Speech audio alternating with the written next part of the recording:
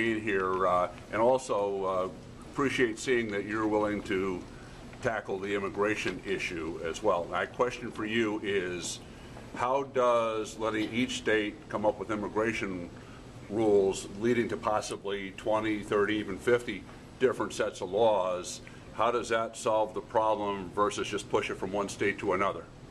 The way it solves the problem is, first of all you have to do is look at history, and the federal government can't do it. They haven't done it. They keep talking about it, but they can't do it. So now, here's my theory.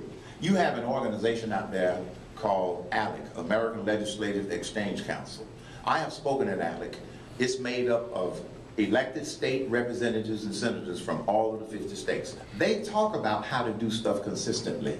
So you've got organizations out there where they're going to talk about their state solution before they go off and do their own thing. I would rather have the states conferring on how do they get some consistency rather than nothing happening. Georgia patterned its bill after Arizona. So did Alabama. So they learned from the progressive legislation that has been passed by others. I'm less concerned about that than I am that the borders stay open and we don't do something to make sure that people come through the front door instead of through the back door. Yes, ma'am? How are you going to convince people that you are not going to push grandma off the cliff? How am I going to convince people that I'm not going to push grandma off the cliff? I'm going to...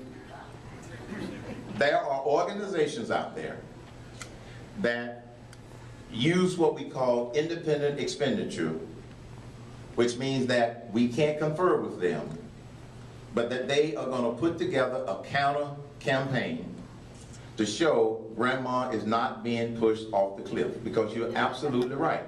They use scare tactics to try to turn people against it. Okay? First of all, seniors, any plan that I have referred to or talked about, current seniors should not be touched. There's a break point based upon age as we restructure these things. So we'll just have to have some counter created in commercials out there in order to be able to tell people the truth. If we tell people the truth, I think we'll get enough people who will wake up.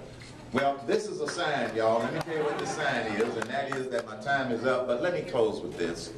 I know we have a lot of issues, but I gotta tell you, the one thing that the approach that I have described has in common regardless of the issue is that we gotta work on the right problem, surround yourself with good people, and put together the right plans, and encourage what I call the spirit of America.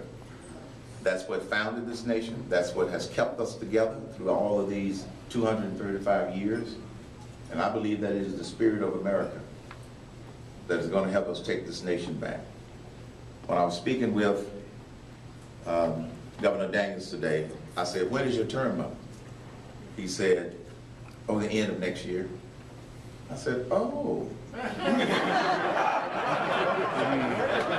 said, Governor, you just might have to suit up again in the Cain administration.